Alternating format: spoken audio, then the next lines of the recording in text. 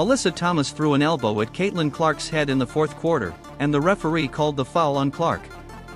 Then in the same quarter, Clark got a technical for clapping. Not trash talk, not a shove, not a stare down, just clapping her hands. That sequence tells you everything you need to know about the physicality Phoenix was trying to start in Gainbridge Fieldhouse. What Thomas didn't count on was that Clark now has two teammates who will absolutely wreck you for touching their point guard. Alyssa Thomas had a very specific job: get physical with Clark every time she came near the paint. Within that, with her and Thomas. And there you go. As the hard foul is called on Hines Allen, Thomas walks away. Hines Allen has words. It's like you knew that was coming. I might have seen this battle go.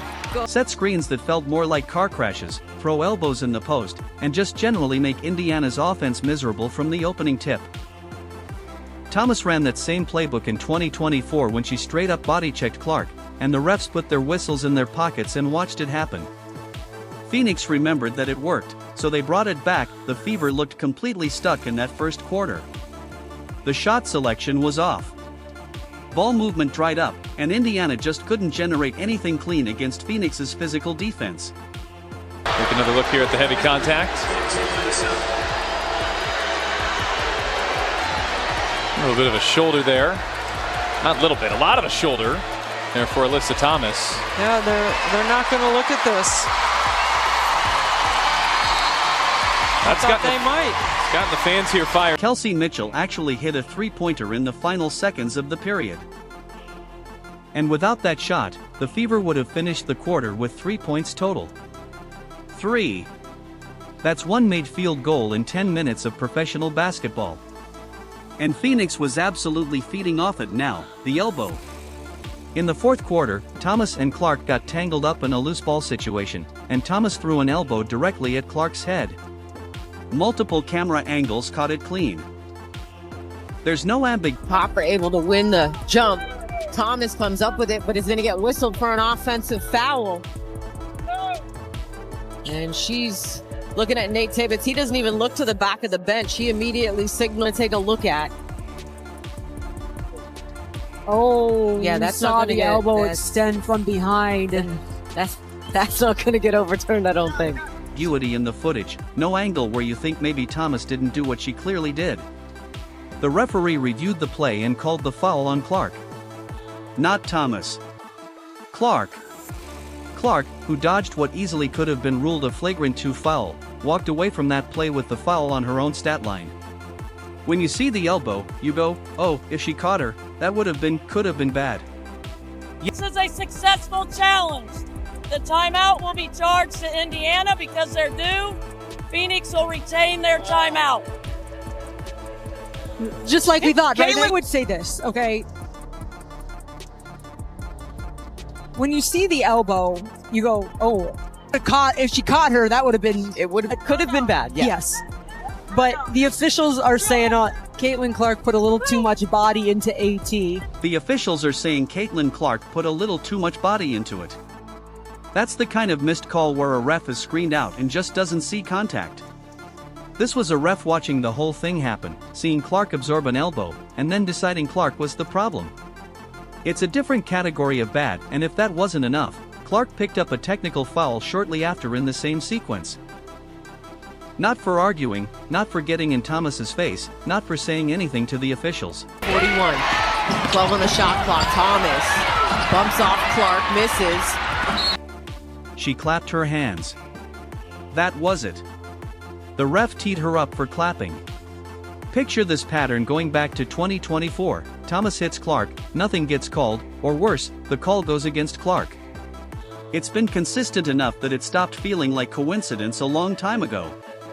Clark was supposed to just absorb it, keep running the offense, and pretend none of it was happening. Clark from way outside drops a 3! Couple 50-50 balls on the last 2 possessions have gone the way of Phoenix, and it turned into buckets. Clark, oh yeah! Here we go! Clark almost got that 5th foul. Find inside. It's Boston. And what Phoenix completely miscalculated is that the Indiana Fever roster in 2026 isn't the same group Thomas pushed around a year ago. And the moment she started throwing elbows, she woke up two players who'd been waiting for exactly that invitation. 15 points in one quarter. Clark dropped 15 points in the second quarter alone, attacking Phoenix off the dribble, pulling up from deep, and suddenly a team that looked completely dead was back in the game and eventually tied it at 41 at halftime. The Double that time. Clark Mitchell is on an island. Clark wants to keep piling on. When will they pick her up here? She's not been afraid to let it fly from out there. Clark just spins off of Broshan. Indiana has numbers. Clark launch ahead, and Hall hits a three! Clark-Billings connection was a big part of that stretch, and Fever fans have been waiting to see it click since Billings joined the roster while Clark was dragging Indiana back into the game. Phoenix kept playing physical, and DeWanna Bonner got into it with Clark in a way that went past the normal rough and tumble of a WNBA game. That's when Sophie Cunningham stepped in. No hesitation, no waiting to see how it played out. Cunningham put herself between Clark and Bonner and made it pretty clear that if Bonner wanted to keep pushing, she'd have to go through Sophie to do it. Here's where it gets interesting, because this isn't something Cunningham started doing this year. Back in 2020, One doesn't go.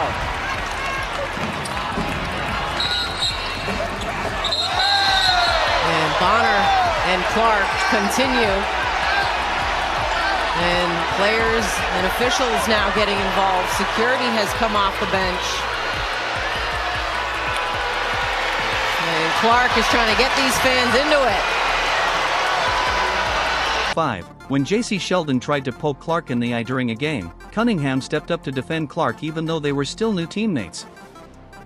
Cunningham drew a line around cheap shots and eye poking and didn't care which jersey Clark was wearing when she drew it. Cunningham actually explained her thinking on this, saying that when you love people, you just want them to be good and be their best selves. Go back to June 11th against Chicago, because that game explains everything about what Hines Allen did on June 22nd and why it mattered so much. J.C. Sheldon has a history. Well, this is fighting for position, but, I mean, Caitlin Clark issued a technical foul. You can hear the crowd react. And Clark is perplexed and shocked as to why she was assisted technical. Well, I will say, release and jump around would also be an option, you know, pulling the chair. Of going after Clark's eyes. And in that Chicago game, she swiped down at Clark on one play, then tried it again on a separate possession. Clark had to deal with that while also running the offense, calling plays, and trying to win a basketball game, which is a genuinely unfair thing to ask of anyone. Hines Allen watched it happen from the other end of the court, and she didn't forget it. A few possessions later, Sheldon drove to the basket, and Hines Allen absolutely destroyed her with a block that sent Sheldon crashing to the floor. Not a clean basketball play that Boston can't finish. Pass ahead. Sheldon.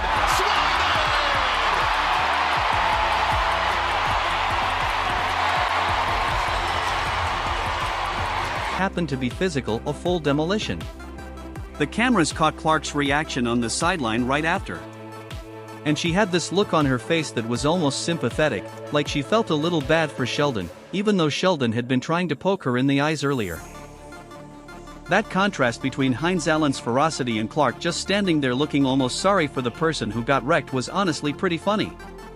But let's talk about why that moment connects so directly to June 22nd. For a long time, Clark absorbed cheap shots in the WNBA with very little protection from her teammates or the officials.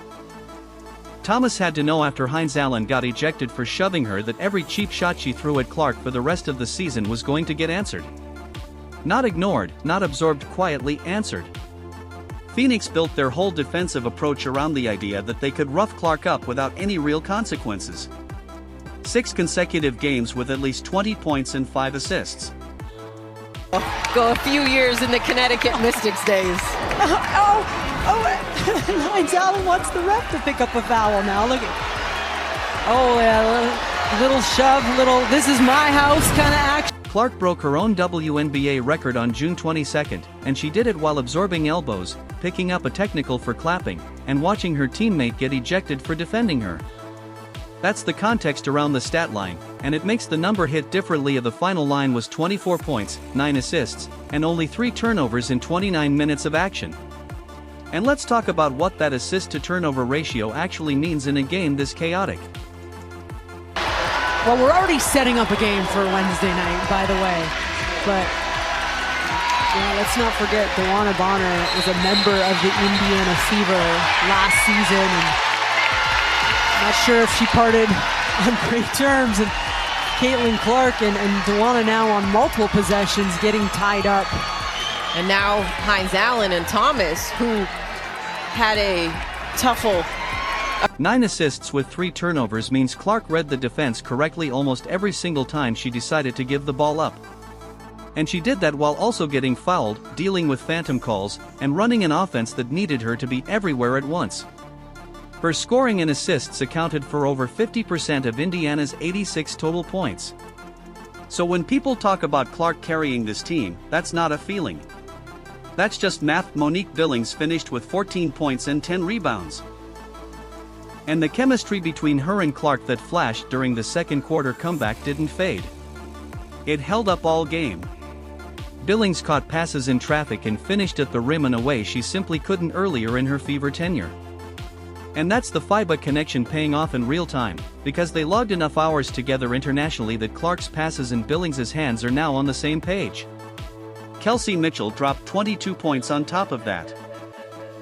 So Indiana had 3 players scoring in double figures, and that version of the Fever offense is genuinely hard to stop because you can't just sag off everyone else and guard Clark. The fourth quarter got absolutely wild. 6 technical. Caitlin, you guys trailed by as many as 16 points in the first quarter. What led to the response we saw in the second? Yeah, just fight. First quarter was embarrassing. Got to be able to space the floor, make open shots, and get downhill. I thought we did a lot better job getting our feet in the paint. That's what allowed us to get better looks. And then an ejection in roughly an 8-second window involving Thomas, Bonner, Cunningham, Hines Allen, and Clark all in the same sequence, which sounds like something you'd make up if you were describing a chaotic game to someone who didn't watch it.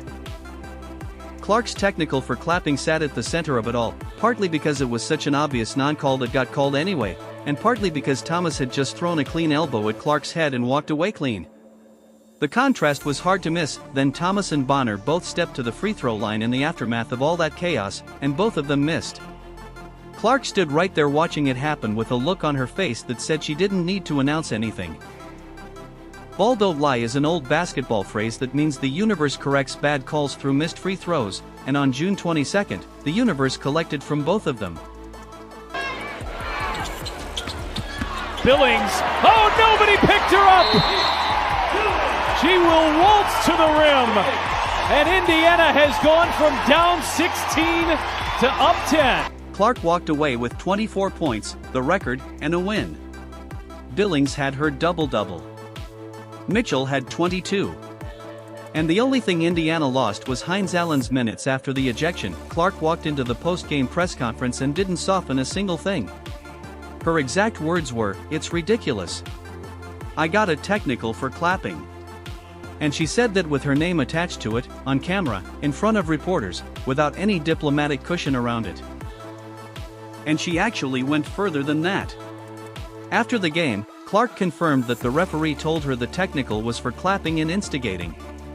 And Clark understand the frustration in the technical because there's 2 players just battling for position. Oh my. And they're still going. Now it's Cunningham and Bonner. Keep in mind, Cunningham and Bonner have history as teammates.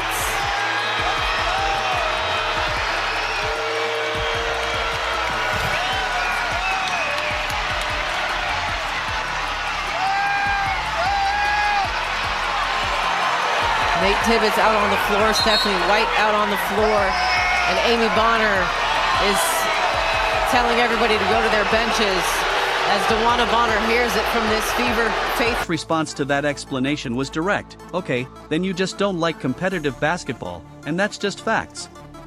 That's just reality. So disappointing from them.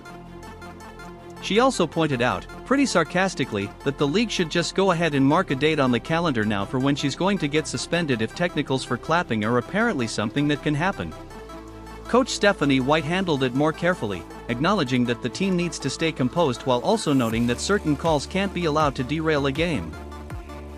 That's a coached answer, but it's also a coach who clearly agreed with her player and just couldn't say it quite that plainly in an official setting. Let's talk about what Clark was actually pointing at, because she didn't spell it out completely, but the pattern is right there.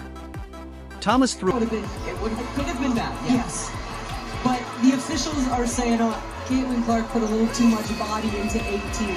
Frustrating because I said it earlier, you saw it earlier too, like 18 doesn't get moved very easily, and so she might not feel like that's that much of a hit, but the officials are looking at it, and Caitlin Clark is saying blah blah blah, right? I was gonna say, they learned doing a little bit of playground justice.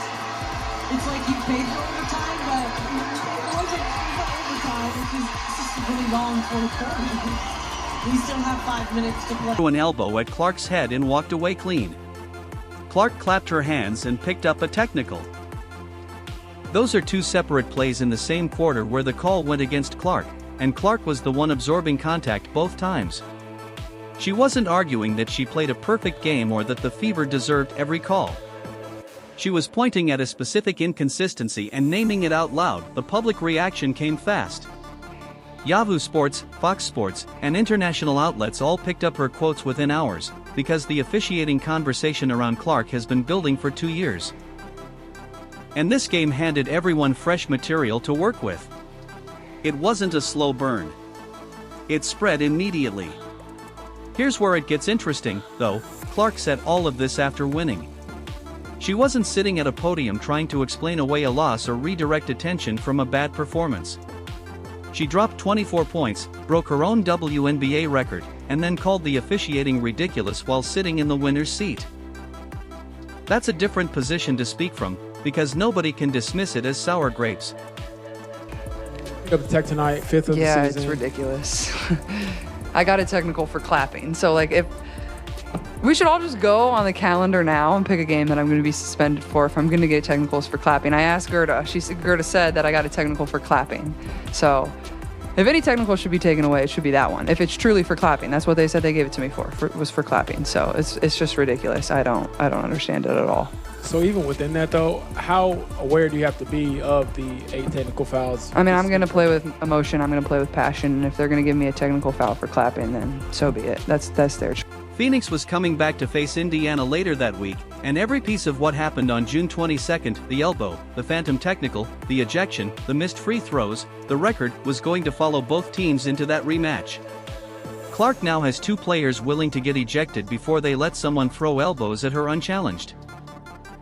The league can come back and review that play, and I'd love to hear what they say of the reasoning of why I got the technical foul in that situation and why other players on their team didn't get a technical foul in that situation. If anything, split it. Okay, fine. Everybody gets a technical foul. That wasn't how they were handed out. So I'd love to know, but obviously that's what I went to Gerda and said. I said, why'd you give me a technical foul? She said, because I was clapping and instigating. I said, okay, then you just don't like competitive basketball. And that's just facts, that's just reality. So disappointing from them. Team that scored 86 points despite losing Hines Allen in the game, and a very public complaint about officiating that the league hadn't answered yet when the rematch tipped off. This Indiana Fever team doesn't quietly absorb cheap shots anymore. Cunningham and Hines Allen made that clear on June 22nd, and every team in the WNBA watched it happen. Clark's breaking her own records. Billings is finishing at the rim. Mitchell's dropping 22 in a supporting role. And the toughness that Phoenix exploited in 2024 just isn't there to exploit anymore. Phoenix comes again in 48 hours. And Thomas and Bonner will absolutely try the same physical stuff again. Clark already told the league straight up, if they're going to give me a technical foul for clapping, then so be it. That's their choice. Cunningham and Hines Allen will have something to say about the rest.